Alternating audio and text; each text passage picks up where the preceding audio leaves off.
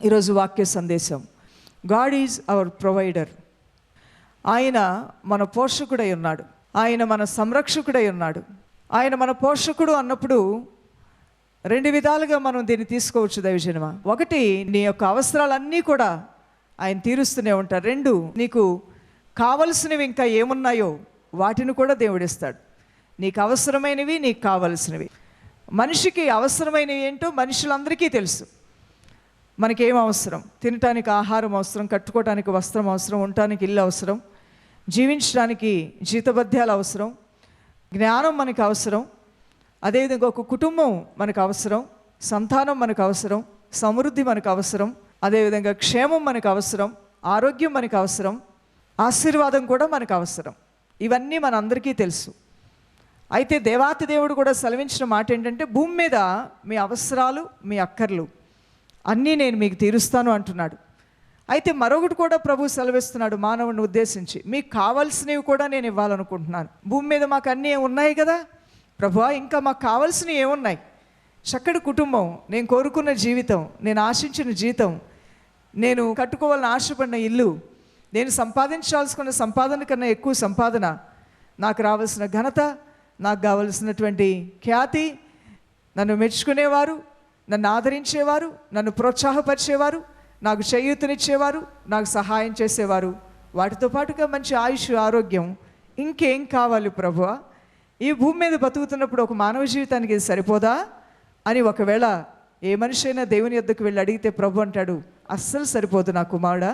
ఒకని కలిమి విస్తరించటం వాని జీవమునకు మూలము కాదు నాయనా. నీకు కావాల్సింది మరొకటి ఉంది, అది నేను ఇవ్వటానికి ఈ లోకానికి వచ్చాను. నీకు కావలసిన జీవితం మరొకటి ఉంది, నీకు తెలియని జీవితం మరొకటి ఉంది, నువ్వు కోరుకోని జీవితం మరొకటి ఉంది. నువ్వు కోరుకున్నా కోరుకోకపోయినా నేను నీకు బోధించక తప్పదు, నువ్వు తెలుసుకొనక తప్పదు. ఒకవేళ నమ్మితే నీకు రక్షణ, నమ్మకపోతే నీకు శిక్ష కూడా తప్పదు. అందువల్లనే దైవజనమా, ఈ రోజున పోషకుడైన దేవుడు ఈ భూమి మీద ఉన్న సర్వలోక మానవులకి రెండు అవకాశాలు ఇస్తున్నాడు.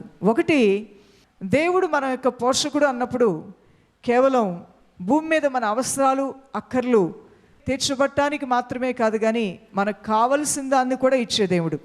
నీకు కావలసింది నిత్య జీవం, నీకు కావలసింది ఆత్మరక్షణ, నీకు కావలసింది పాపక్షమాపణ, నీకు కావలసింది పాప పశ్చాత్తాపము, నీకు కావలసింది పరలోక రాజ్య ప్రాప్తి. ఇది లేకుండా కేవలం భూ సంబంధమైనటువంటి బ్లెస్సింగ్స్తోనే మేము జీవిస్తే సరిపోతుంది అనుకునేవారు 100% మంది భూమి మీద.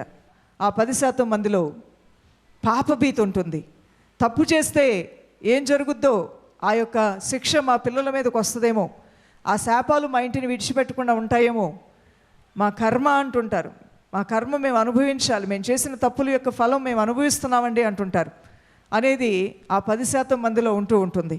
ఆ పాపభీతి కలిగిన వారు ఆ సత్యాన్వేషణలో వెళ్ళే వారికి దేవుడు అత్యంత సమీపంగా ఉంటాడు. వారు త్వరగా వారి మనోనేత్రములు తెరవబడి ఈ జీవం గల దేవుడిని కనుగొనే అవకాశం ఉంటుంది. భూమి మీద నువ్వు జీవిస్తూ ఉన్నప్పుడు ప్రభువుని ఏ విధంగా నిన్ను దీవిస్తూ ముందుకు తీసుకుని వెళ్తాడు? మొదటిగా, నీ సమయాన్ని నువ్వు చక్కగా వాడుకోవటానికి నువ్వు సిద్ధంగా ఉన్నావా? నీ చేతికి వచ్చిన ఏ పనైనా చేయడానికి నువ్వు సిద్ధంగా ఉన్నావా? నువ్వు నీ పనిలో నువ్వు వర్ధిల్లాలని ఆశ కలిగి ఉన్నావా?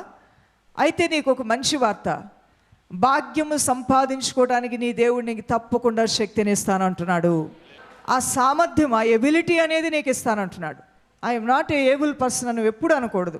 భూమి మీద బతుకుతున్న మనలో ఎవరము కూడా నేను అది చేయలేను, నాకు సామర్థ్యం లేదని ఏనాడు అనకూడదు. ఒకవేళ అనుంటే దేవుని దగ్గర మీరు ఈ రోజున క్షమాపణ అడగాలి దైవజనమా.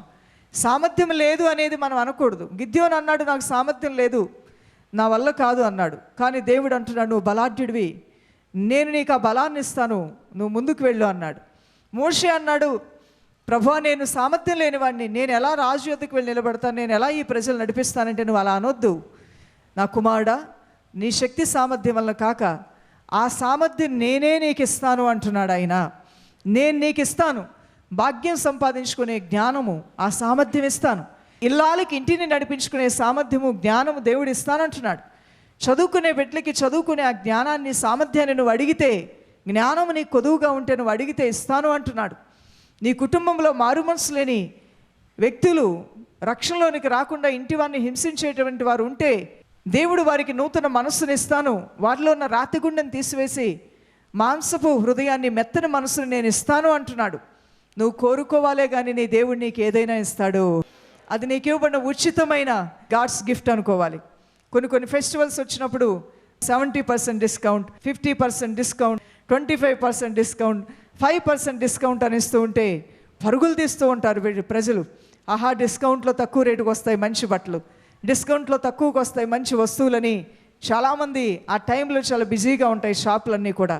ఈరోజు నీ దేవుడు 100% ఒక అవకాశాన్ని ఇస్తున్నాడు. అదేంటంటే మన వాక్యంలో చూసినట్లయితే ద్వితీయోపదేశకాండ 8వ అధ్యాయము 18వ వచనంలో, మీరు భాగ్యము సంపాదించుకొనుటకై మీకు సామర్థ్యము కలుగుజేవాను నేనే. మనకు మన దేవుడు ఏమిస్తానన్నాడు? భాగ్యము సంపాదించుకోవడానికి సామర్థ్యం. అంటే నా దేవుడు భాగ్యం సంపాదించుకోవడానికి నాకు సామర్థ్యం ఇస్తాడు. ఈరోజు నాకు ఆ సామర్థ్యం లేకపోయినా నేను తప్పకుండా ఆ సామర్థ్యాన్ని పొందుకుంటాను. ఈ వాక్యాన్ని నేను పట్టుకుని రోజు ప్రార్థన చేస్తాను. అవును, అదే రీతిగా జకర్యా గ్రంథంలో కూడా తన ప్రజలను ఉద్దేశించి తన ప్రవక్త ద్వారా దేవుడు మాట్లాడుతూ పలికిన మాట, బంధకముల్లో ఉండి నిరీక్షణ కలవారులారా, మీ కోటలో మీరు ప్రవేశించుడి, మీకు రెండంతుల మేలు నేను చేయను ఉద్దేశించి ఉన్నాను. బంధకాల్లోనే ఉన్నారంట, కానీ బంధకాల్లో ఉండి వారు నిరుత్సాహంతో లేరు, కష్టాల్లోనే ఉన్నారంట. కష్టాల్లో ఉండి మా బతుకెందుకు, చచ్చిపోతే బాగుండు, ఆత్మహత్య చేసుకుంటే బాగుండని వాళ్ళు అనుకోవట్లేదంట. వారు అప్పుల పాలైపోయే ఉన్నారంట. అయినప్పటికీ కూడా మేము దరిద్రులుగా ఉంటామని వాళ్ళు అనుకోవట్లేదంట. వారు చాలా అవమానకరమైన నిందలు, బాధలు అనుభవిస్తూనే ఉన్నారంట. అయినప్పటికీ వారు ఇదే స్థితి మా బ్రతుకంతా అని వాళ్ళు ఎన్నడూ అనుకోవట్లేదంట. మాకు మా మంచి జీవితం మా దేవుడు ఇస్తాడని నిరీక్షణ, వారు నమ్మిన దేవుని మేము నిరీక్షణ పెట్టుకున్నారు. దానికి దేవుడు ఏం చెప్పాడు మరి నిరీక్షణ కలిగిన ప్రజల్లో? ఒకసారి చూద్దాం వచనాలు. బంధకములలో పడి ఉండి నిరీక్షణ గలవారులారా, మీ కోటను మరలా ప్రవేశించుడి, రెండంతలుగా మీకు మేలు చేసేదనని నేడు నేను మీకు తెలియజేయుచున్నాను. రెండంతలుగా మేలు నీ దేవుడు నీకు చేస్తానంటున్నాడు. ఎవరికి రెండంతల మేలు? ఎవరైతే ఆ దైవ కార్యాలు జరుగుతాయని నిరీక్షణ కలిగి ఉంటారు, వారికి మేలు జరుగుతుంది. ఈరోజు నీ స్థితిగతి ఎలా ఉన్నా నీ స్థితి మారబోతుంది. అది మేలుగా మారబోతుంది, అది ఆశీర్వాదకరంగా మారబోతుంది, అది గొప్ప దీవెనగా మారబోతుంది. హిజ్కియా మరణకరమైన రోగంతోనే కదా ఉన్నాడు. 12 సంవత్సరాలు ఒక స్త్రీ రక్తస్రావ రోగంతోనే కదా ఉంది. 18 సంవత్సరాలు మరొక స్త్రీ నడుము వంగిపోయినటువంటి దీర్ఘకాల వ్యాధితో కదా ఉన్నది. దారి పక్కన ఒక వ్యక్తి అడుక్కునేవాడు గుడ్డివాడిగా ఉన్నాడు కదా, మరొకడు కుంటివాడిగానే కదా ఉన్నాడు. 10 మంది వ్యక్తులు కుష్ఠరోగులే కదా. యేసు ప్రభు వారి యొద్దకు వచ్చిన తర్వాత వారందరికీ స్వస్థతలు వచ్చాయా లేదా? ఈరోజు నువ్వు ఏ స్థితిలో వచ్చినా నీ దేవుడు నీ స్థితిని మారుస్తాడని నమ్మితే మరోసారి దేవుని స్తోత్రాలు తెలుద్దాం. అవును, రూతు జీవితం మోడుబారిపోయే కదా ఉన్నది. ఎస్తేరు ఒక అనాథగానే కదా ఉన్నది. లేయా ఒక అవమానకరమైన స్థితి గుండానే కదా వెళ్ళింది. హన్నా 84 సంవత్సరాలను విధవరాలే కదా. ఎవరికైనా ఏదైనా దేవుడు తక్కువ చేశాడు ఆయన నమ్ముకున్న వారికి? తుదకు వారి అంతము ఆశీర్వాదకరముగా ఉన్నది. నీ ప్రారంభము ఏ విధంగా ఉన్నప్పటికీ కూడా నీ ముగింపు అద్భుతంగా ఉండబోతుంది దేవుని బిడ్డ. నువ్వు కార్యము ప్రారంభించావు, కార్య అంతము దేవుడే చేయబోతున్నాడు. ఆ కార్య అంతమును వెనక్కి తిరిగి చూస్తే అది ఘనతగా, ఖ్యాతిగా, గొప్పగా, దీవెనగా, మేలుగా ఉండబోతుంది యేసునామములో. అందువల్లనే ఈ భూమి మీద నువ్వు జీవిస్తూ ఉన్నప్పుడు నీ దేవుడు నీకు పోషకుడిగా ఉంటాడు. 1, నీ నీడ్స్, నీ అవసరాలన్నీ తీరుస్తాడు. 2, నీకు కావాల్సినవి కూడా ఇస్తాడు. మన అవసరాలు ఎలా తీరుస్తాడో మొదటి విషయాన్ని మనం తెలుసుకుంటూ ముందుకు వెళ్తున్నాం. త్రూ యువర్ ఓన్ హ్యాండ్స్, నీ యొక్క చేతి పనులు నీ దేవుడు దీవించి సంపాదించుకునే సామర్థ్యము, బలము పొందుకునే సామర్థ్యము, దీవింపబడే సామర్థ్యము, నువ్వు కోరుకున్న వాటిని పొందుకునే సామర్థ్యాన్ని, ఆ ఎబిలిటీని దేవుడు నీకు ఇచ్చి నువ్వు ఏ రంగంలో ఉన్నా, ఏ పనిలో ఉన్నా, ఏ స్థితిలో ఉన్నా ఆ దేవాతి దేవుడు నీకు సహాయం దయచేసి తప్పకుండా దానిలో నువ్వు ఎక్సెల్ అయ్యే విధంగా, దానిలో నువ్వు విజయం పొందుకునే విధంగా నీ ప్రభు నీ కృప ఇచ్చి నడిపిస్తాడు. దానికి మంచి వాక్యము ద్వితీయోపదేశకాండ 8వ అధ్యాయము 18వ వచనం మనం చదువుకుందాం. రెండవదిగా, త్రూ అదర్స్, ఇతరుల ద్వారా కూడా నీ దేవుడు నీకు మేలు చేస్తాడు. నువ్వు అనుకోవచ్చు, నేను కష్టపడకపోతే నాకు ఎలా, నాకు రోగశయ మీద ఉన్నప్పుడు నాకు ఎవరు సహాయం చేస్తారు, నా యొక్క పిల్లలకి తండ్రి లేరు, దిక్కులేని జీవితం, నాకెవరు దిక్కు, నాకెవరు సహాయం చేస్తారు, నాకెవరి ద్వారా మేలు జరుగుతుంది, ఏ విధంగా నాకు మేలు జరుగుతుంది అని చాలాసార్లు తల్లడిల్లిపోతూ ఉంటారు, చిగురుటాకులో వణిగిపోతూ ఉంటారు. అయ్యో, చిన్న వయసులోనే కన్నతల్లిని కోల్పోయిన నా బిడ్డలకి ఎలా వారిని పెంచి నేను పెద్ద చేయాలని ఒక తండ్రి అనుకోవచ్చు. ముసలి వయసులోకి వచ్చినటువంటి నా జీవితానికి ఏం జరగబోతుందో, కాలో చేయో పడిపోతే నాకు ఎవరు దిక్కని గుండెల్లో వేదన పడవచ్చు. నీకు వేదన పడాల్సిన అవసరమే లేదు. నువ్వు క్రీస్తు నమ్మి ఉన్నావు కాబట్టి నీవు సహాయం చేసుకోలేని స్థితిలో నీ దేవుడు నీకు మంచి సహకారులను ఇవ్వబోతున్నాడు యేసునామములో. నీవు సహాయం చేసుకోలేని బలహీనమైన స్థితిలో నీకు బలమునిచ్చేవాడిని దేవుడు నీ పక్కనే పెట్టి నేను నడిపిస్తాడు దైవజనమా. అందుకనే నిన్ను అనాథగా నీ దేవుడు విడిచిపెట్టడు. నిన్ను అనాథగా విడిచిపెట్టడు, మిమ్మల్ని ఒంటరిగా విడిచిపెట్టడు. ఎప్పుడూ తన ప్రజల గురించి దేవుడు ఆలోచిస్తూ ఉంటాడు. నువ్వు నిద్రపోతుంటే ఆయన మెలుకునే ఉంటాడు. కునుకుడు నిద్రపోడు నిన్ను కాపాడే దేవుడు. ఆయన నీ కొరకు యోచిస్తూ ఉంటాడు, నీ కొరకు ఆలోచన చేస్తూ ఉంటాడు, నీ కొరకు ఆయన తలస్తూ ఉంటాడు. ఏం చేయాలి నా బిడ్డలకి, ఏ రీతిగా నా బిడ్డలకు సహాయం చేయాలని. నువ్వు అనుకుంటావు ఇంకా జరగలేదండి, ఇంకా అవ్వలేదండి, ఇంకా కష్టాలు పోలేదేంటని. కానీ నీ దేవుడు ఆ దినాన్ని, ఆ గడిని నీకు నిర్ణయించాడు. అది నీకు మేలుకరమైన గడిగానే ఉండబోతుంది.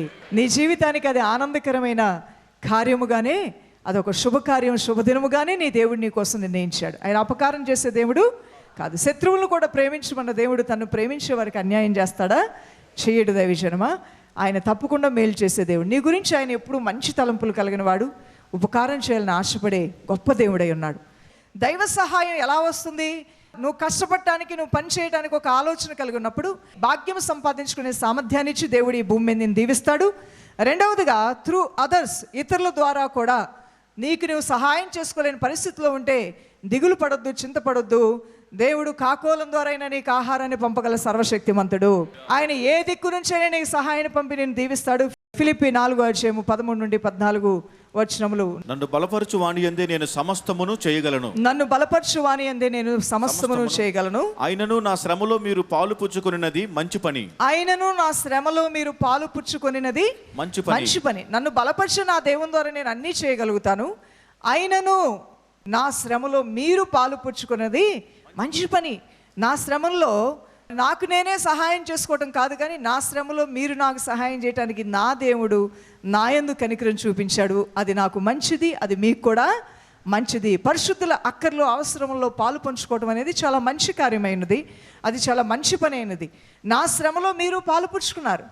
ఈ వాక్యాన్ని దైవదాసుడు అపోస్తలుడైన పౌలు అంటున్నాడు. నేను దేవుని యొక్క సేవలో ఉన్నప్పుడు నా శ్రమలో నాకు సహకారుల్ని నా దేవుడిచ్చాడు. నాకు సహాయం చేయడానికి మిమ్మల్ని దేవుడు నాకు ఇచ్చాడు. నన్ను ఆదరించడానికి దేవుడు మిమ్మల్ని నాకు ఇచ్చాడు గిఫ్ట్గా. అందులో బట్టి నేను దేవుడిని కనపరుస్తున్నాను, అది మంచిది. ఒక దైవజనుడికి శ్రమలో సహాయం చేయడానికి దేవుడు తన ప్రజల్ని ఒక దైవజనుడికి ఇస్తే, ఈ రోజున మీకు సహాయం చేయడానికి మీ చుట్టుపక్కల దేవుడు ఏర్పాటు చేయలేదా? ఏర్పాటు చేసే ఉంచాడు. ఎవ్వరూ నాకు సహాయం చేయటానికి లేరు, ఎవ్వరూ నమ్మదగిన వారు లేరు అని దావీదు అనుకున్నాడంట. మనుషుడు ఎవడు నమ్మదగిన వాడు కాడనుకున్నాడంట. అది పొరపాటున తర్వాత అర్థమైందంట. దేవుడు వాడుకొని మనిషికి మనిషి ద్వారా సహాయం చేస్తాడు. ఆయన భూమి మీద ఉన్నప్పుడు తోటి మనిషి ద్వారా ఆయన సహాయాన్ని తప్పకుండా ఆయన పంపిస్తాడు దైవజనమా. అందువలన ఈ రోజున నాకు సహాయం చేసేవారు లేరు అని అనుకోవటం నీ అమాయకత్వం. నన్ను అర్థం చేసుకునేవారు లేరు అనుకోవటం నీ అజ్ఞానం. నీ దేవుడు నీ కొరకు నిన్ను అర్థం చేసుకునేవాడిని దేవుడు పెట్టే ఉంచాడు. నీకు సహాయం చేసే మంచి సహకారులు నీ కొరకు ఏర్పాటు చేసే ఉంచాడు. అవును దైవజనమా, ఈరోజు భూమి మీద నువ్వు జీవిస్తున్నప్పుడు దేవుడు నీకు ఏ విధంగా సహాయం చేస్తాడంటే, నీ చేతి పనుల ద్వారా నీకు సహాయం చేస్తాడు. ఇతరుల ద్వారా కూడా నీకు సహాయం చేసి నిన్ను ఆదుకుంటాడు. ఇక ముందుకు వెళ్దాం. మూడవదిగా త్రూ మిరాకల్స్, అద్భుతాలు, ఆశ్చర్యకార్యాలు నీ జీవితంలో ఆయన చేసి నిన్ను దీవించడం ప్రారంభిస్తాడు. నిరుపేదలమైన మేమేనా ఇంత పైకి వచ్చాం? నిరుపేదలమైన స్థితి నుంచి మేమేనా ఈరోజు దేవునికి ఇంత పెద్ద పెద్ద కానుకలు ఇవ్వగలుగుతున్నాం?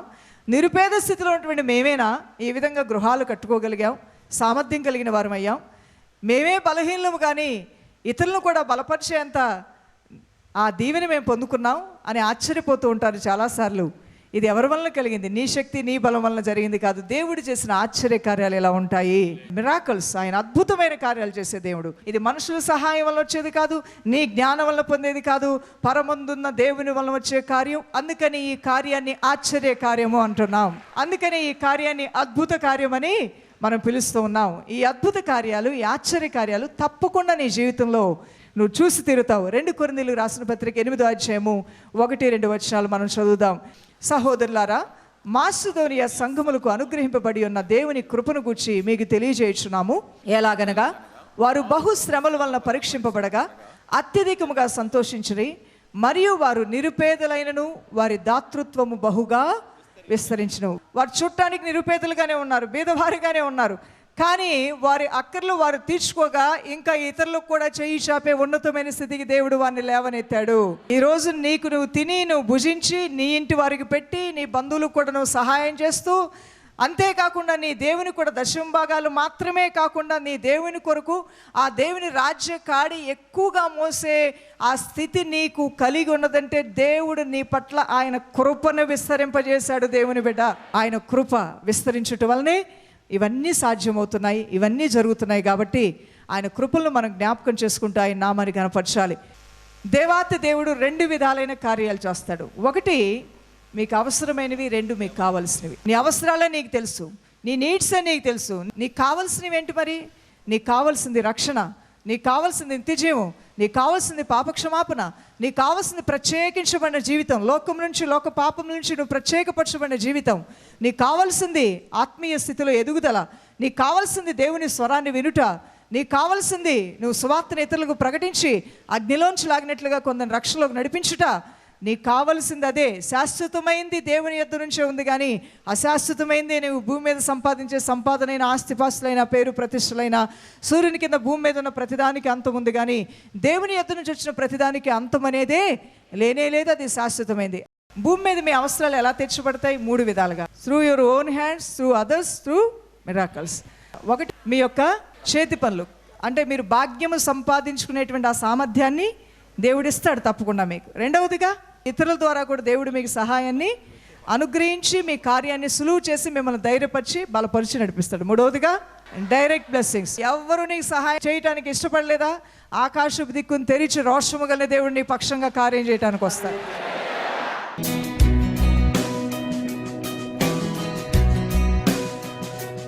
యేసుతో మాట్లాడదాం, మన మొర వినే దేవునితో మాట్లాడదాం, చెవియొగ్గి మన ప్రార్థన ఆలకించే తండ్రితో మాట్లాడదాం, తన దృష్టిని నీ మీద ఉంచి నీకు మంచి సలహానిచ్చే ఆ దేవునితో మాట్లాడదాం.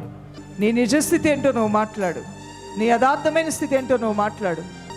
ఏ బంధకాల్లో నువ్వు పడిపోయినా సరే ఆయన బలమైన హస్తంతో నేను లేవనెత్తుతాడు. ఏ గాఢాంధకారపు స్థితిలో నువ్వు ఉన్నా ఆయన బలమైన హస్తమును చాపి నిన్ను ఆదుకుంటాడు. ఆయన కృపామయుడు, దయామయుడు. ఈ సమయంలో నీ బిడ్డలు నా దేవా ఏకాంతంగా నీతో మాట్లాడుచున్నారయ్యా. నీ ప్రజల పట్ల నీ మహిమ ప్రత్యక్షతలను బయలుపరచండి. మరోసారి నీ పరిశుద్ధాత్మ కార్యాలతో వారిని ఉజ్జీవింపజేయండి నాయన. నీ ప్రజలు నీ మేలుతో నింపమని క్రీస్తు నామములో ప్రార్థించి వేడుకొంచున్నాం మా ప్రియ తండ్రి. మీరు అడిగిన వాటికన్నా, మీరు ఊహించిన వాటికన్నా, మీరు తలంచిన వాటికన్నా గొప్ప కార్యములు యేసు నామములో మీరు పొందుదురుగాక. పరిశుద్ధ దేవుని యొక్క కృపా సమాధానములు మీకు తోడైండునుగాక. ఆ దేవుని యొక్క సన్నిధిలోంచి వచ్చే క్షమాభివృద్ధితో మీరు నింపబడుదురుగాక. ఆ దేవుని యొక్క గాయముల ద్వారా మీకు స్వస్థత యేసు నామములో కలుగునుగాక. ఆ ప్రభు యొక్క వాగ్దానముల్లోంచి వచ్చే ఆ ఆశ్చర్యకరములు, అద్భుతకరములు మీ జీవితంలో జరుగునుగాక. ఆమేన్.